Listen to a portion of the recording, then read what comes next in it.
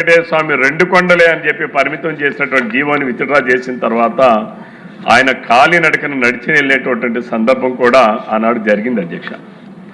అంతేకాదు అధ్యక్ష, తిరుమల తిరుపతినే కాదు అధ్యక్ష, వెంకటేశ్వర స్వామి వారిని కించపరిచే విధంగా అక్కడ జరిగే క్రమాలని కూడా కించపరిచే విధంగా వైఎస్ఆర్సీపీ పార్టీ ఏ రకంగా ప్రచారాలు చేశారంటే పింక్ డైమండ్ పేరుతో వైసీపీ అసత్య ప్రచారం చేశారు.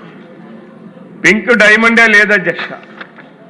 ఆనాడు మైసూర్ రాజా వారు ఉన్నటువంటి ఆభరణాన్ని, రూబీ ఉన్నటువంటి ఆభరణాన్ని అది పింక్ డైమండ్ అని చెప్పి ఆనాడు అభూత కల్పనలు సృష్టించి మాట్లాడినటువంటి సందర్భం అధ్యక్ష. ఇది 2018లో జరిగింది అధ్యక్ష.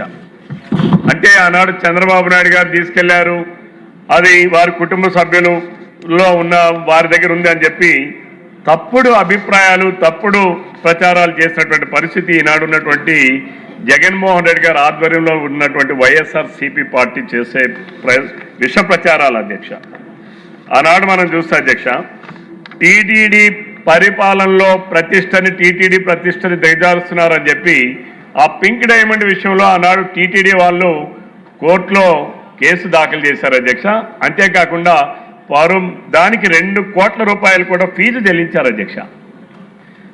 ఇది వైసీపీ ప్రభుత్వం అధికారంలోకి వచ్చిన తర్వాత వైవి సుబ్బారెడ్డి గారు చైర్మన్ అయిన తర్వాత అధ్యక్ష, ఏదైతే పింక్ డైమండ్ చంద్రబాబు నాయుడు గారు వారి కుటుంబ సభ్యుల దగ్గర ఉందని చెప్పి ఎన్నో ఫేక్ ప్రచారాలు చేసినటువంటి వ్యక్తులు వారు అధికారంలోకి వచ్చాక ఆ కేసును విత్డ్రా చేసుకున్నారు అధ్యక్ష. ఆ రోజు అనేక రిపోర్టులు కానీ, ఆ రోజు మునిరత్నం రెడ్డి గారి నేతృత్వంలో జరిగినటువంటి దర్యాప్తులో కానీ అసలు మైసూర్ మహారాజు గారు పింక్ డైమండ్ అనేదే ఇవ్వలేదు, అందులో ఉన్నది కేవలం రూబీ మాత్రమే అని చెప్పినటువంటి సందర్భం అధ్యక్ష. అంతేకాకుండా జస్టిస్ జగన్నాథరావు కమిటీ కూడా అది రూబీ అని చాలా స్పష్టంగా తేల్చినటువంటి పరిస్థితి అధ్యక్ష. అంటే వైసీపీ పార్టీ ఏ రకంగా అసత్యాలు, తప్పుడు సమాచారాలు, ఫేక్ ప్రచారాలు ప్రజల్లోకి తీసుకుని వెళ్తుంది అనేటటువంటిది ఇదొక నిదర్శనం అధ్యక్ష. అలాగే మూడోది అధ్యక్ష, తిరుమలలో అన్యమత ప్రచారం అధ్యక్ష. జగన్మోహన్ రెడ్డి గారు ముఖ్యమంత్రి అయిన మరుసటి రోజు నుంచి బస్ టిక్కెట్లు ముద్రిస్తే దాని వెనక అన్యమత ప్రచారాలు ఆ రోజు చేసినటువంటి సందర్భం అధ్యక్ష. ఆ రోజు హజ్యాత్రికుల ప్రకటనలు కూడా ఆ బస్ టికెట్లు వెనక ముద్రించారు అధ్యక్ష. అలాగే జెరూసలం సంబంధించినటువంటి యాత్రకు సంబంధించినటువంటి వివరాలు కూడా ప్రచురించారు అధ్యక్ష. అలాగే టీటీడీ క్యాలెండర్లో అధ్యక్ష ఏసఐఆర్ అని చెప్పి నమోదు ప్రింట్ చేయించినటువంటి పరిస్థితులు అధ్యక్ష. ఆన్లైన్లో ఆ రోజు వెబ్సైట్లో కొంతమంది చూస్తే అధ్యక్ష, ఆ అక్షరాలని చూసి అందరూ కూడా, భక్తులందరూ కూడా ఎంతో షాక్ గురైనటువంటి పరిస్థితులు అధ్యక్ష.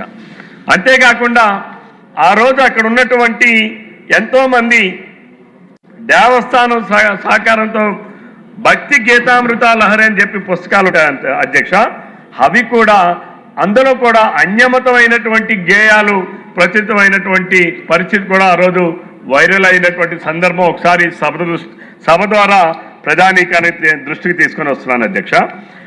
అంతేకాకుండా ఎంతోమంది టీటీడీలో పనిచేస్తున్నటువంటి ఉద్యోగులను కూడా అన్యమత ఉద్యోగులు అక్కడ అన్యమతస్తుల్ని కొందరు పెట్టుకొని దానిపైన కూడా హిందూ ప్రచారాన్ని, హిందూ ధర్మాన్ని వ్యతిరేకంగా ప్రచారం చేసేటటువంటి పరిస్థితులు కూడా ఆ రోజు అనేకంగా మనం చూసాం అధ్యక్ష.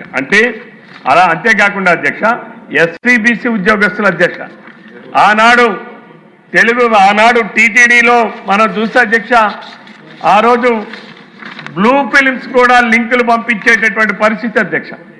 ఎస్వీబీసీలో ఉద్యోగులు కూడా తన అనుకూలను నియమించుకొని, తనకు సంబంధించిన వాళ్ళు నియమించుకొని చేసినటువంటి పరిస్థితి అధ్యక్ష.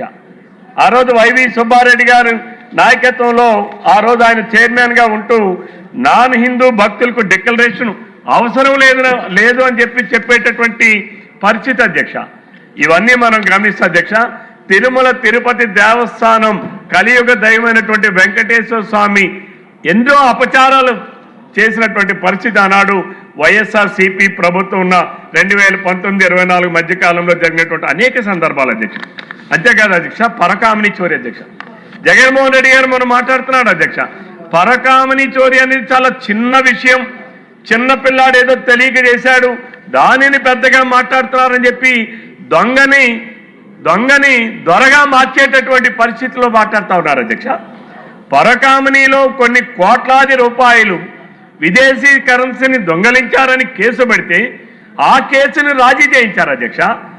ఆ దొంగ సొత్తుని తిరుమల వెంకటేశ్వర స్వామికి ఆయన ఏదో దయతో ఇచ్చినట్టుగా కొంత దానం ఇప్పించి మిగిలిందంతా కూడా వైసీపీ అనునయులు వైవి సుబ్బారెడ్డి గారి నేతృత్వంలో చాలా దిగ్విజయంగా ఆ ఆస్తులన్నీ కూడా పంచుకున్నటువంటి సందర్భాలు అధ్యక్ష.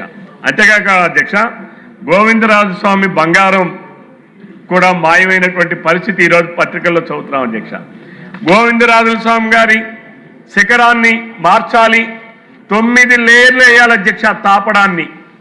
దాని